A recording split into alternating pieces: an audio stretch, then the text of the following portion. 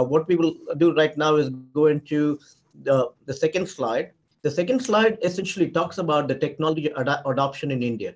Tech, as you look at it, we are formally in the fourth industrial revolution today.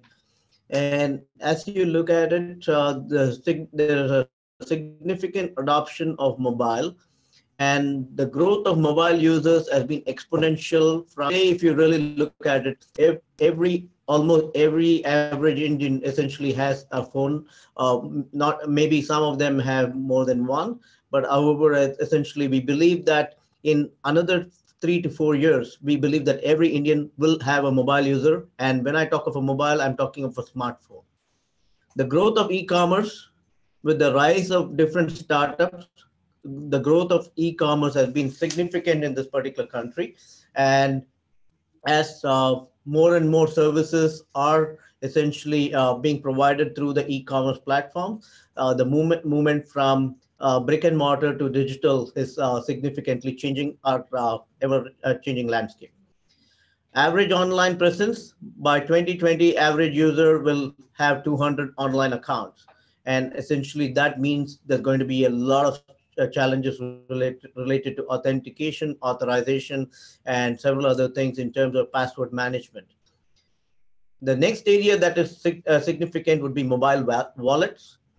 With the rise of the digital economy and with the rise of e-commerce, and on a significant presence of mobile users, the mobile wallets are only going to become that much more significant as we move forward into 2020 and beyond. Mobile payments, which essentially funnel payments and also sort of energize the entire e-commerce platform in the digital era, are essentially significantly overriding. And with some of the strategies that the country has adopted in terms of demonetization and other things that are happening in the commerce of the country, I believe these are essentially going to further transform how mobile payments are essentially performed in this particular country. The key thing to keep in mind is, as we go digital, as we go mobile, and as there's a rise of e-commerce and payments, there is an aspect of where people look at whether you can actually trust this particular system, and which is where the aspect of cyber basically comes in, and which would be very significant.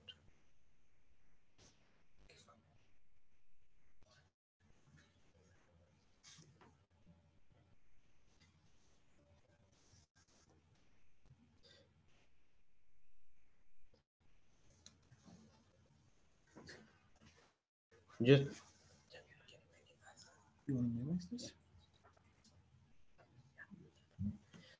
Okay. The next aspect is looking at the technology adoption forecast. As you look at smartphone, the user rate in India will pass the US to become the second largest smartphone market, and which essentially I believe is significant. According to Cisco, India will add an average of 5 million internet users and 8.3 million network devices every month. While I look at that, these projections, I believe, are conservative, and the kind of number of devices and internet users is going to be significantly larger.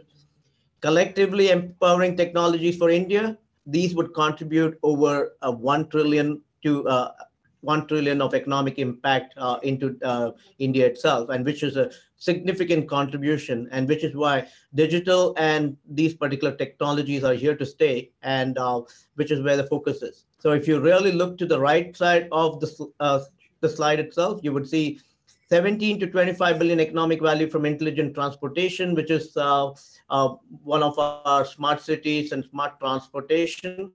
19 to 29 million non-farm workers who will need new job opportunities and skills, upskilling of the economy and where they need to go. 50 to 95 billion savings and productivity gain from energy technologies, which is again significant. Most of you would know that in India today, we are moving towards energy saving, and we are also moving towards significant changes in terms of our lighting technologies. 10 million tech-enabled workers in healthcare, education, agriculture, citizen services, and financial services, and 15 to 60% yield improvement for 22 million farmers due to precision agriculture.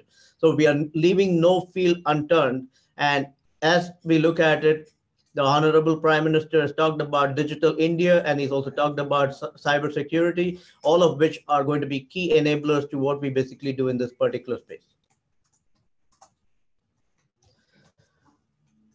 One of the key themes that everybody talks about today is about digital. And when you talk of digital, it also resonates very significantly with Industry 4.0, which otherwise is the fourth industry revolution. And the 9 pillars of the fourth industrial revolution are autonomous robots, simulation, horizontal and vertical system integration, industrial Internet of Things, cybersecurity and risk, additive manufacturing, cloud, augmented reality, and big data analytics, each of which will gain significant amount of maturity over the next couple of years. Some of these, when we talk of robotics, is already in here, whether it's in terms of factory automation or whether it's in terms of process automation. Robots are here to do a lot of things, and essentially a significant adoption of robots within industry. Horizontal and vertical system integration is happening continuously. Internet of Things, while the adoption rates in India have not been that very significant, we become more cost effective, and they also building in of security. We believe that industrial Internet of Things will gain a significant traction and give us a lot of data with regards to the industries and help them basically be more productive and do a lot of things in terms of decision making. Every one of these areas generates significant amount of data, and they also generate what in the digital space, they also generate what we call as risk. And cybersecurity and risk is going to be an important aspect. So anything that we do as we move into the digital era, we need to be aware of what are the risks that this really poses and essentially manage cybersecurity and risk throughout the environment.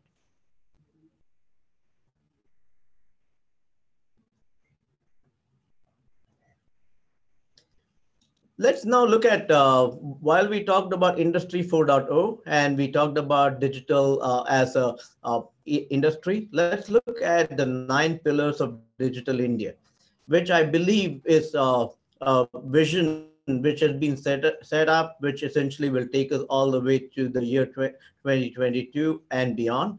And the aspect of broadband highways, they are the fundamental backbone to our Digital India initiative. Universal access to phones, where I talked about the adoption of smartphones by common man. Public internet access program, essentially bringing the internet and access of data and information to everybody.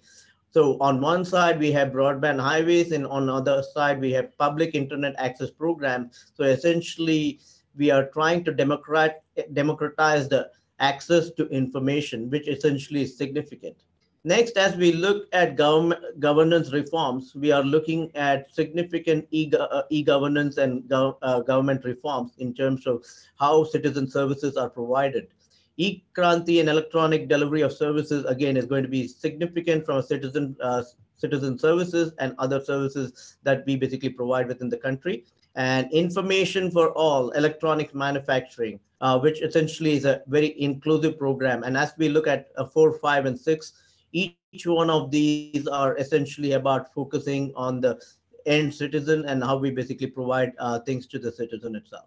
And not to leave anybody out, as we look at IT for jobs or digital for jobs is going to be a big area. And we need to really work on every one of these 9 pillars of Digital India to essentially create a sustainable digital framework for India. Creating value in Digital India, you would look at whether it's the government or public sector, whether you look at the banks, whether you look at telecom, whether you look at any of the sectors, there's a significant change. there are an advent of biometric devices, there is an aspect of public safety, there's an aspect of commercial application. Each one of these are significant growth drivers, whether you look at it from an industry sector or you look at a confluence of technologies. And what we really look at is these particular key growth drivers are going to be the drivers for the digital economy as we move forward. The next key question that each one of us have to really ask ourselves today is, are we ready for digital? And with that comes the single most aspect that we look at is the aspect of trust. When you really enter a digital economy and when you are trusting your money, when you are trusting your communications all to a digital infrastructure and a digital environment, the three fundamental aspects of security come to play, which is essentially confidentiality, integrity, and availability. And one of the things that really establishes is the aspect of trust. And to the aspect as you look at on the screen, the ownership. Do you know what digital activity you own and how other users use your information online? With the Honorable Supreme Court talking about privacy, the right to know where your information is being shared and the privacy of your information. You own your information. You as the end customer own your information and aspect of ownership of that particular information. Second aspect is alignment. Is your digital activity aligned with your business objectives? As an organization, as government, the aspect to look at is whether digital and your particular programs are aligned to your complete objectives. The third aspect is, do you set the right level of rules in terms of controls to basically manage digital and the data explosion that goes on? And do you have the right level of policies and procedures to really manage it? So, as a stakeholder, as any company or any government organization looks at it, the question about whether you are able to manage to these particular policies, whether it's a regulation or a internal standard or procedure. And the last aspect is assurance. How do you provide the right level of assurance to the people that you basically support? As we look at digital and these particular pervasive technologies, what really happens is the attack surface today has changed. What was previously in a brick and mortar location today essentially is available digital and is available online. And all of your information can be accessed by a tap of a button and essentially be provided to anybody. So the question of how this particular attack surface, anybody who's really attacking a particular organization with a malicious intent will always go after the weakest link.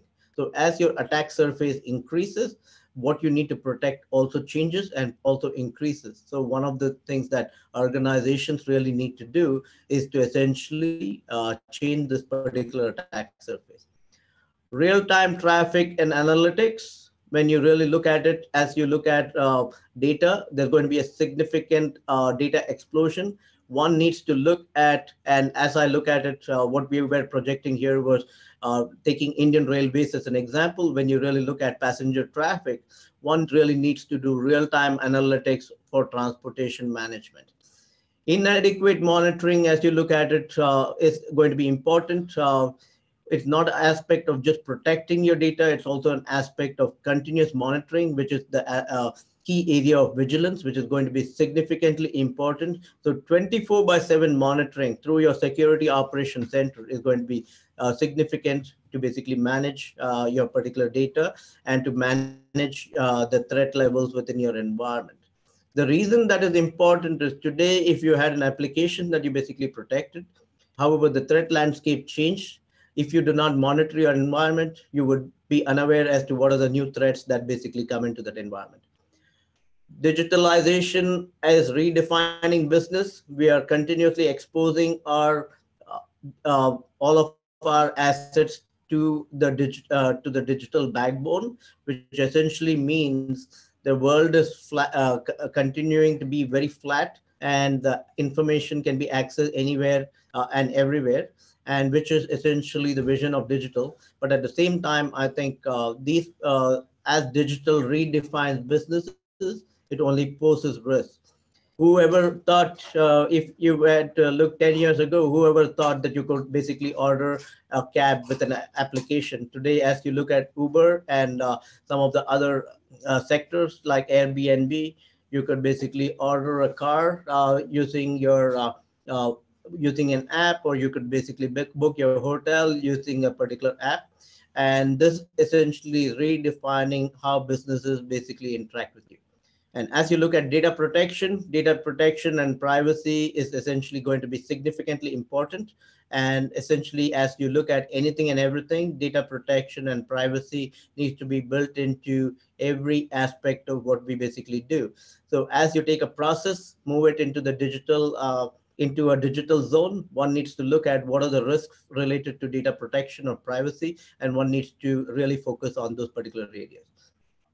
Rapid inclusion of technologies such as cloud computing, driven by demand and need for digitalization, enterprises and government today are rapidly adopting technology, which essentially are game changers. And if they do not adopt these particular technologies, then there's going to be a challenge of that particular business not being relevant.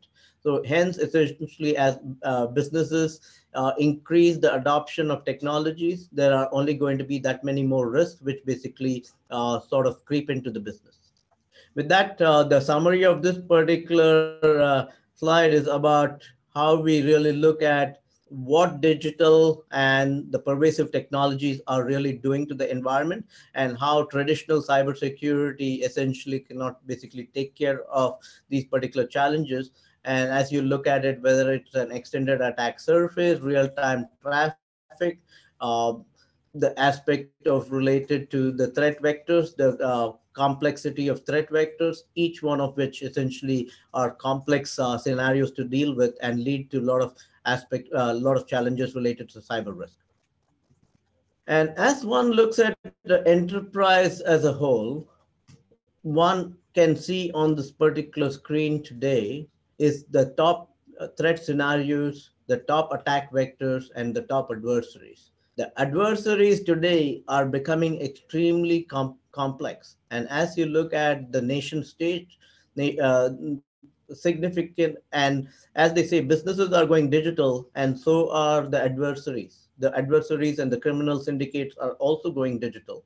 And essentially, they are becoming extremely complex in terms of how they are basically attacking. So the attack vectors which you see, many of you would have heard of WannaCry, but right after WannaCry, when you really look at it, every day after WannaCry, there has been malware or ransomware attack in the world, and which most people do not know. WannaCry was so widely published because of the media publicity for it. But however, as cybersecurity professionals, for those of you who are in the area of cybersecurity, every one of you know that this is the kind of warfare that we face on a day-to-day basis, and the exploits and the attack vectors continue to change. As you look at it, as the adversaries change, as the attack vectors continue to evolve, the threat scenarios continue to become very complex. And if you really look at it in conjunction with what we talked about before, we talked about confluence of new technologies and adoption of these particular technologies for evolving business models, the regulatory challenges, and things related to the lack of cybersecurity skills. All of these basically make it very complicated, whether it's enterprise or whether it's for government. So the threat scenarios only keep evolving and becoming that much more complex, and we need to put our heart and soul behind this to essentially figure out how do we really manage these complex threat scenarios. And one of the things that people really look at, the traditional adage is when people talk of cyber risk, they think it's IT risk. And the way I define cyber risk is it's related to any risk that is posed on a digital infrastructure or any kind of IT infrastructure or physical infrastructure that can generate a zero or one. And today, with the advancement of IoT, almost all offline machines like a CNC machine or any of the manufacturing machines that you have in the factories are also becoming available from a digital perspective, because there's significant amount of, whether it's manufacturing data or production data or data related to that particular how the machine is being controlled. There's a lot of information on these particular machines. So whether you look at it from the factory floor uh, to cyberspace, I believe all of these essentially will become completely digital and generate zeros and ones. And cyber risk essentially ensures uh, that the risk across this entire extended enterprise is basically managed. So as you look at it on the screen, whether it's the web, the Internet of Things, advanced technologies, cloud, social media, mobile devices, and your shop floor to your physical security, essentially every one of them really come into the picture. And let me give a very simple example. Today, if I needed to bring a hotel down, I don't really need to basically breach the hotel physical security. All I need to do is basically go after the fire and the building management devices and essentially sort of disable them. And all of a sudden, the physical security of that particular hotel goes into a tailspin. And at that particular point, the hotel itself is extremely vulnerable. So imagine if there was a big conference going on in that particular hotel, and if I were to do that kind of a disruption, then essentially that particular the hotel's reputation and all the things related to the planning of those particular meetings and all things essentially is put to a comes to a standstill or a comes to a halt. And as we really manage to this, I think it's important that we essentially look at cybersecurity very holistically. So I look at cybersecurity as from the perimeter to the core, center activity. So think of it broader as any digital infrastructure that generates a zero or a one.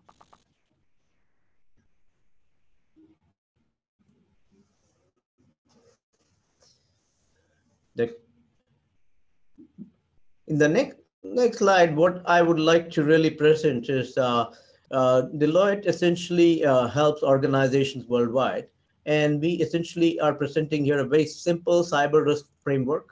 On the left is essentially the set of inputs which relate to the industry standards. Many of you would be familiar with the ISO 27001, the NIST cybersecurity framework, the GDPR data protection laws, ITIL, and other frameworks. And then there are leading practices, and then there's a threat landscape, all of which essentially become significant and key inputs to the cybersecurity domain. And within Deloitte, when we look at cybersecurity and cyber risk, we look at it in three key aspects: secure, vigilant, and resilient. And when you look at secure, it's about everything that you do in terms of going into an organization, right from strategy to protecting of their critical resources and possibly certification. How do you really secure it? Implementing solution, implementing of controls, and how do you really manage the environment and make it very secure? Uh, but as I said before, just securing alone is not enough. What needs to be done is essentially we also have to be continuously vigilant.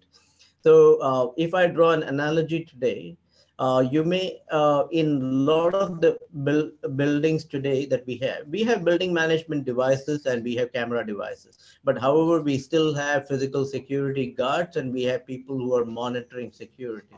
So same way as you apply this kind of a security structure to the cyber domain, one needs to be extremely vigilant. And I think it's very critical for us to be vigilant. So 24 by 7 monitoring of any business is going to be important. So on step one, you basically secured your enterprise. Step two is you continuously monitor your particular enterprise. The reason you monitor is there may be challenges that you may have not addressed. Second is essentially also there may be new threats that are essentially going hitting your enterprise. So you need to be vigilant on a continuous basis. The third aspect that one needs to look at is resilient. It's not a matter of It's just a matter of if, it's not a matter of if, it's just a matter of when an organization will essentially be attacked. And at which point, as an organization, are you going to be ready? And if you are not ready for such an attack, then essentially that will cause a significant issue.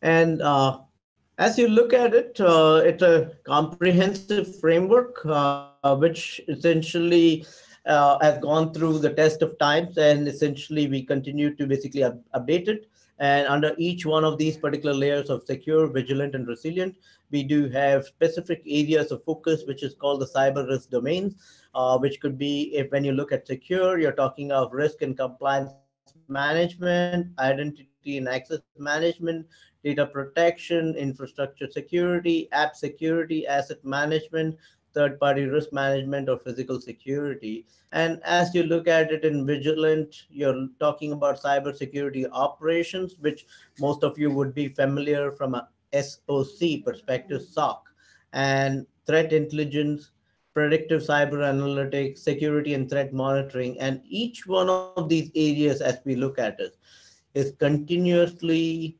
evolving. And as we look at newer threats, as we look at newer areas, we continue to basically evolve these particular areas. And this is a classical framework that can essentially get applied to any organization.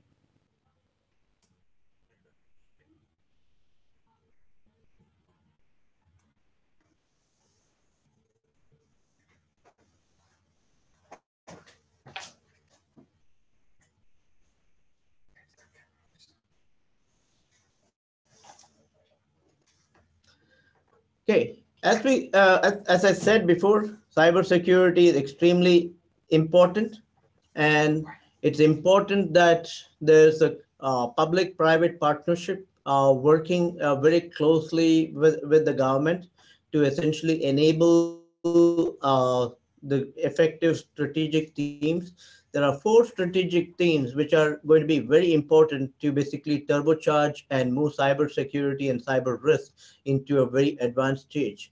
And if all of us really go back to the outsourcing era or the advent of the outsourcing era, when India really took a leadership position from a outsourcing perspective. Similarly, we do have an opportunity in digital and cyber security today to basically take on a leadership position. And as we look at it, there are four strategic themes we believe the public, that is this particular strategic group needs to be working on, which is essentially leadership and partnership working, essentially forming cohesive government and private institutions, and bringing all the best minds to basically working together. Awareness and awareness and communication, which is going to be important. Essentially, as I look at it, one of the things that really happened right after demonetization, as people had to establish bank accounts, I think there were challenges where people were not aware about user IDs and passwords, and so essentially there was a sharing of user ID and password. So I think it is important for all of us who are very aware to basically sort of train and make people aware as to how these particular digital channels and digital communication can pose a risk to them, and essentially continuously help increase the level of cybersecurity awareness within the country. Educational skills and professional development. I think as we look at it and as we look at industry and academia, I think there has to be a close working between the two groups because industry essentially defines as to what needs to be done in terms or what are the key areas that essentially are of a significant demand. And academia is essentially part of a significant and very important value chain, because that is essentially, I call it as a supply and demand. because academia basically provides the supply and the industry basically creates the demand. And both of these essentially need to be very closely aligned and moving forward forward together. Research and innovation is going to be important. Today, as we look at it, the research and innovation that we do in this particular country, I think is not enough. I think we need to do a lot more. We need to have a lot more of startups. We need to have a lot more make in India, and we need to take these particular companies and essentially help them develop and also project them on the world stage. And I think as we look at it, whether you look at Skilling India, whether you look at Make in India, or whether you look at Digital India, I think it's going to be very important for us, for all of us Indians, and working with also global subject matter experts to essentially work together to make sure that these particular areas continue to work very well and essentially propel India into the next stage. Some of the high activities or priority actions that we believe that needs to be done is to establish a strategic governance group under a minister to basically oversee the effective implementation of these particular strategy, incorporate cyber resilience into all national and local government policies, ensure board and executive level commitment to cyber resilience. So I think it's going to be very important to basically perform each one of these particular activities and sort of make sure that it is not just within the government, but it's also very tightly integrated between the government, the private sector, the academia, and all stakeholders are working very closely together. And as I look at leadership, establishing a strategic governance group, incorporating cyber resilience, ensuring board and executive level commitments to cyber resilience, developing cyber incident reporting measures and linked to wider ICT and digital and business continuity plans. The cyber incident reporting is significantly important. Worldwide, as you look at it, some of the mature economies do much better reporting on the cyber incident. But as we look at it from an India perspective, I think we can do much better. And I think the cyber incident reporting essentially gives not only the nation, but the nation and the industry sectors and organizations sort of jumpstart in terms of the incidents that are impacting. So, for example, if an organization, let's say in the financial services, was impacted and it kept quiet about it, then the other financial services institutions will not be aware of what the challenges are. So essentially, it is important for us to report these particular incidents, but at the same time, I think we also need to make sure that if you're reporting, we are going to be very supportive of you as an organization and not penalize you for basically reporting. Define standards of cyber resilience for public sector procurement. I think it's going to be important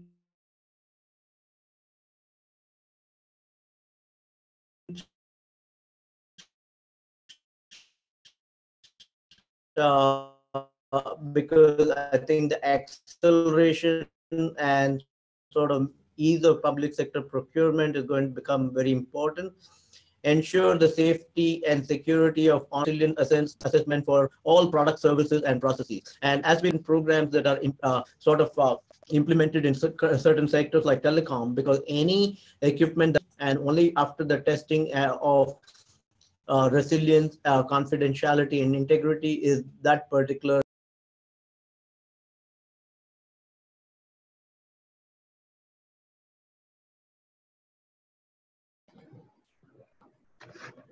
There is some of you are asking some questions, so we take some time to answer your questions now.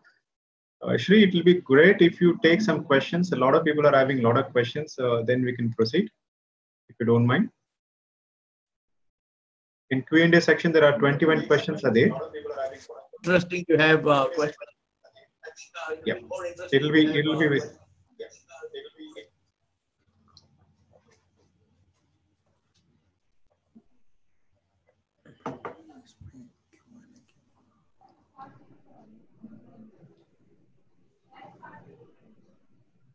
Shri, you're able to hear me?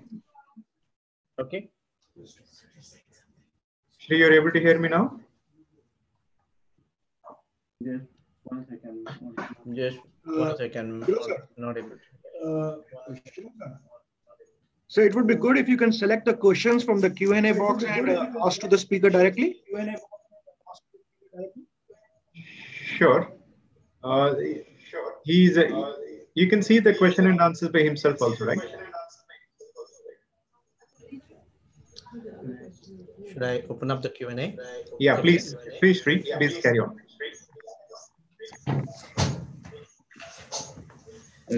Okay.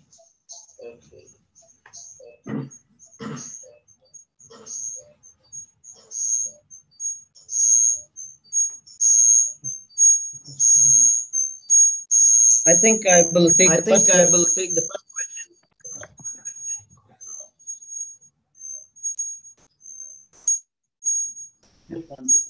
Just 1 second. We have some technical. I will take the first question from Munish. What are the key areas of security when planning smart city program? I think that's a very interesting and important question. One of the things that I really look at as we look at this particular question, this particular aspect of smart cities, and as we look at safe cities, it's going to be extremely important. And I'll draw an analogy to very recently, I was driving with the CEO on the national highway, and he was talking about resiliency of our infrastructure. And one of the things I mentioned to him is that India is extremely resilient in the sense of if power goes out, we essentially have backup. If the bus doesn't come, we essentially know how to take alternate transportation. But whereas in the Western kind of a environment or more mature kind of environment, what we feel is that kind of resilience is not built in. So as we look at the smart city infrastructure, it's going to be significantly important for us to look at how do we build security into every aspect of the infrastructure and how do we build resilience into infrastructure itself. And when I talk of security, the reason it's important is as all of us expose more and more of our PII or personal information onto the net or into the digital infrastructure, it is that much more important for us to basically take care of securing that particular aspect.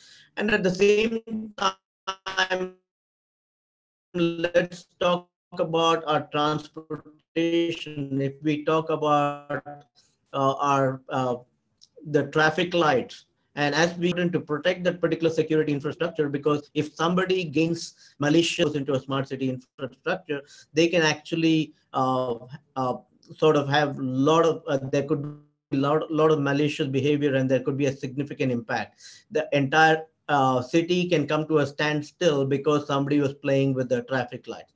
So as you look at it, any part of smart cities and any part of the infrastructure has to be protected. And I think cyber risk and cyber security has to be built in by design. And I think both security and privacy by design is a key aspect that needs to be built in. So the next question that I will pick up is there any provision to include topics of cybersecurity in education, since nowadays all students are using mobile devices with internet connectivity? As I look at school education or university education, I believe when we talk of cyber risk and when we talk of cybersecurity, I think we are still playing a catch-up game. Educators across academia are aware of what they need to work and build in, but I believe we need to be much faster in terms of this particular adoption. And one of the things that organizations are doing is they're adopting schools or adopting universities where essentially they can influence the curriculum and sort of help them with sort of the most up-to-date curriculum. So I think it's important, and I will combine this particular question from Binu and Manoj Meena. The question from Manoj Meena was, how can we ensure digital literacy and cybersecurity awareness? I believe learning and awareness, teaching and awareness has to be to happen at the school level, and it has to become part of the DNA of everybody in the country. And I think it's also important as organizations roll out new services, they have such awareness programs. For example, if somebody, let's say in the farm sector, all of a sudden adopts a digital technology, there has to be somebody who really walks them through what are the risks that are being posed to them, and also help them basically manage to that. So I think literacy, security awareness, security training is a critical component where we need to basically do it from the grassroots level. And at the same time, in sectors which are of high risk, which may be like financial services or other areas like telecom, we need to essentially make sure that the people who are using those particular services are aware of the risks of these particular services itself. What are your views? The next question is from Pravir. What are your views on eligibility of cybersecurity professionals? Is being a computer engineering or having coding skills essential? I would say, as you look at it, Pravir, it's not necessary for you to be a computer engineer to be a cybersecurity professional, because as you look at cyber risk and cybersecurity, it's a pretty broad topic. Today, one of the things that organizations are employing, we do employ people with computer engineering and coding skills, but at the same time, we bring in people who are analysts or people who are data scientists who can basically come and do analytics. Then there are people who have who may not even have an engineering degree, but who have a lot of knowledge of computers. And as I said before, cyber is not only about computers. Cyber is about computers and any kind of digital infrastructure that generates a 0 and 1. So the entire area of cyber risk and cybersecurity professional is going to become much broader. So it would not be necessary from a future perspective to be a computer engineer or having coding skills to get into cybersecurity. The next question is from Bipin Chandra. Where should one report cybercrime? Is there online? We have several police stations which essentially today cater to this, saying which is the organizational and I will pass this on to the organizers to respond to you in terms of which are the specific government organizations or which are those particular links that you can basically look at. But it's a very important question what you ask, because I think the public needs to be aware of these particular areas, because if there was an incident, they should know exactly where to basically go and where they need to report. But important question, I've not addressed your answer, but we will come back to you. What do you think of certain? Should there be a PPP mode in that, looking at almost defunct cert that we have?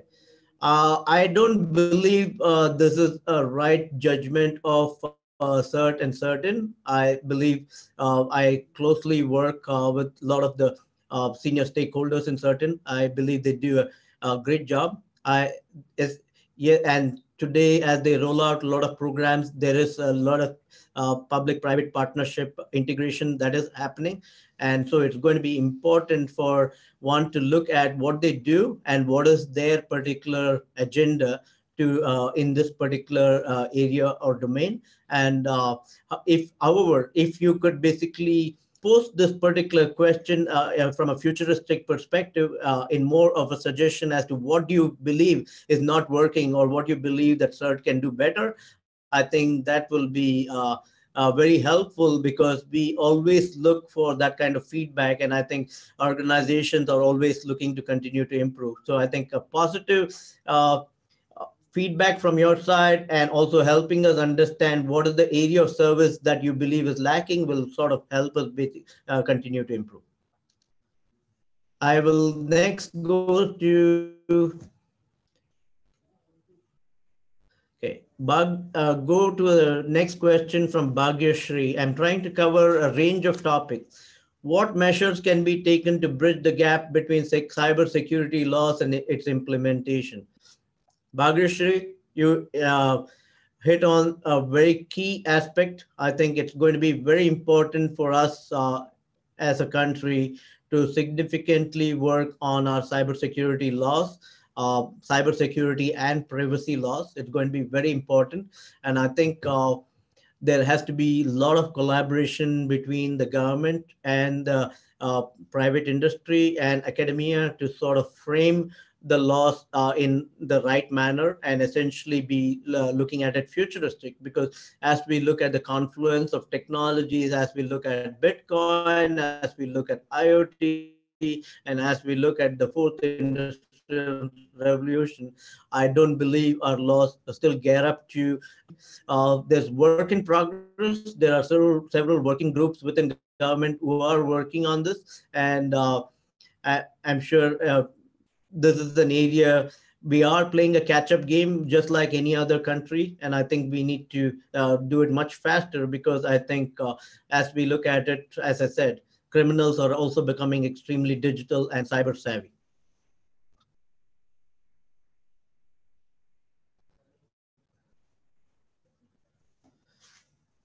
Okay.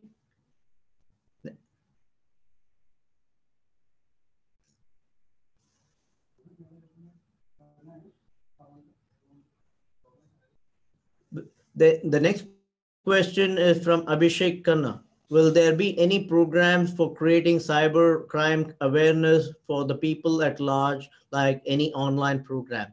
I definitely believe that this is something that needs to be done, both training and awareness to the larger segment. Today, I think there are significant number of media messages, and there are also a lot of messages coming in the form of training and awareness.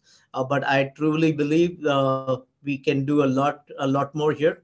And as I look at it, I think these particular programs need to continue to basically get pushed out. And irrespective of the segment of the population, I think everybody needs to be aware of the cyber risk and the challenges, and at the same time need to know as to what are their rights and responsibilities, and also what are the laws that basically protect them. And relating to the other question, they should know exactly if they feel that they've been wrong, how do they basically go and report their grievance and basically get it addressed. But Abhishek, your question is very valid. I think we can do a lot more here. And I think, as I said before, we are a work in progress, but I think we as a country have embarked on significant number of digital initiatives. I think one of the largest number of initiatives is here in India, and I think there's a lot to do. And it's not only the work of the responsibility of government, but I think it's responsibility of government and every private citizen to support this, because I think this essentially will transform the maturity of our entire country.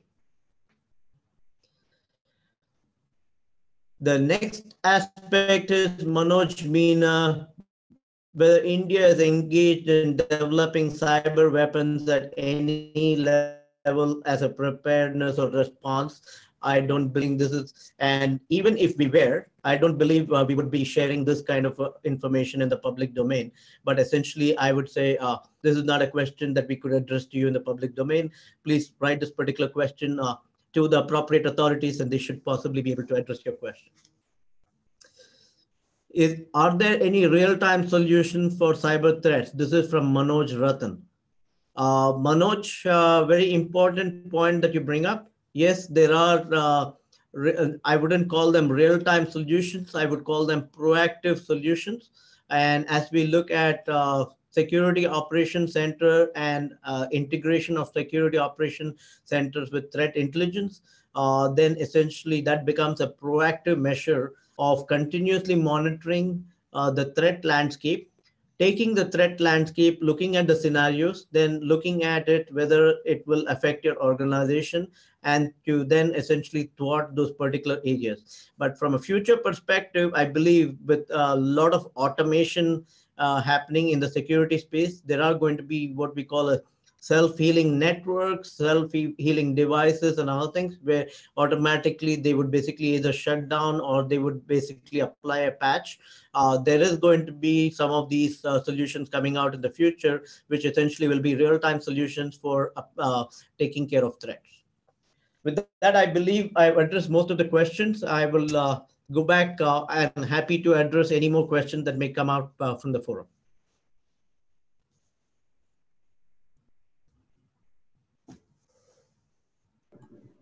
I hope you have done fairly covered the questions, Shri. Would you like to go back to the presentation, or you have anything to be shared furthermore? I think let me, rather than going through the presentation, let me just address it from a broader perspective.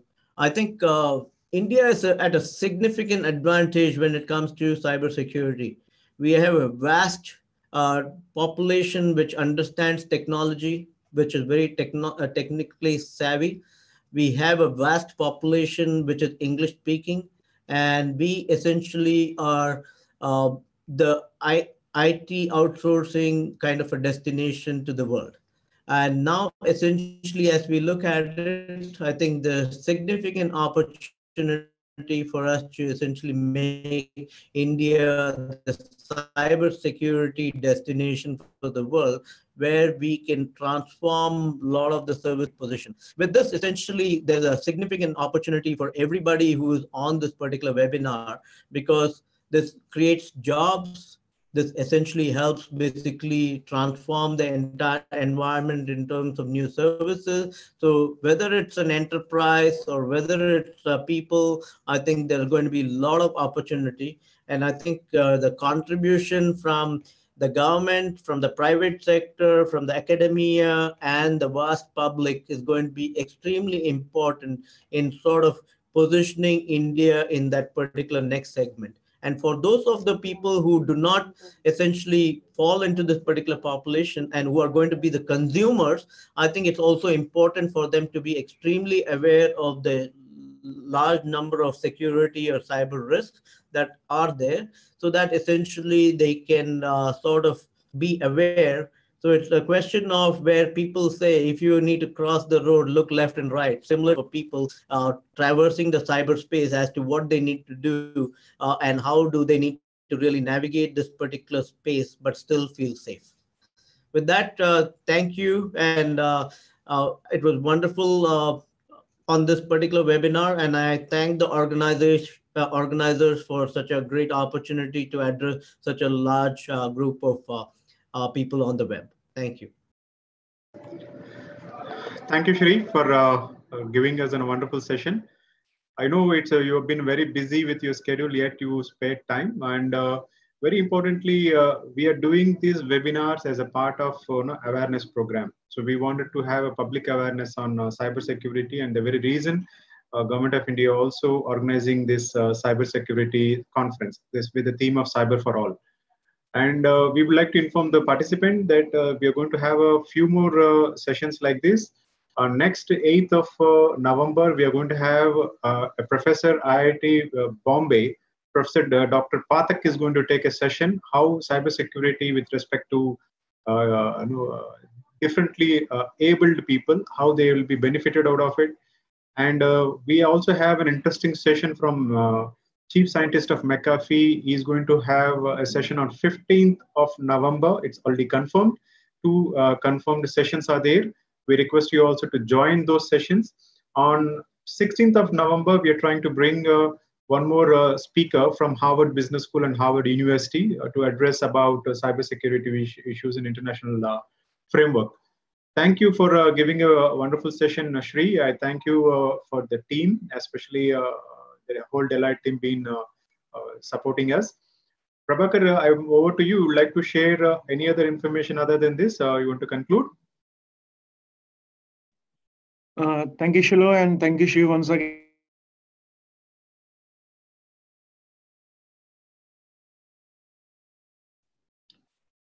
So thanks everyone for participating in this webinar, and thanks for Deloitte team, Shweta and his team also, and thanks for everyone.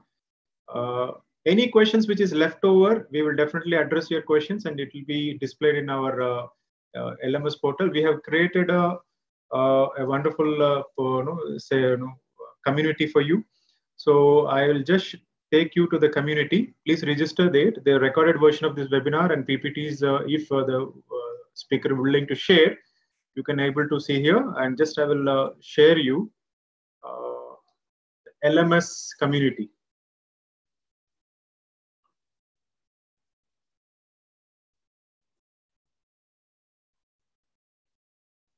So So I'm just sharing you the screen.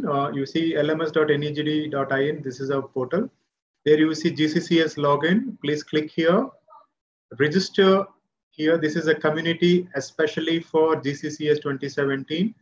So after logging in, you will be receiving all the required material, reading material, and also recorded versions of the webinars and other literature details. It's free of cost. It's open for everyone. Please join, and you can register yourself today itself. And today's webinar content also will be shared with you. It's a very interactively we have kept it, and even you can comment, you can post, and all the questions, whatever you asked today, if you are not able to be addressed in live session now, we will address it in the community also. You can take down your answers for your questions. Thank you once again. Thank you for everyone joining. Have a good day. Thank you.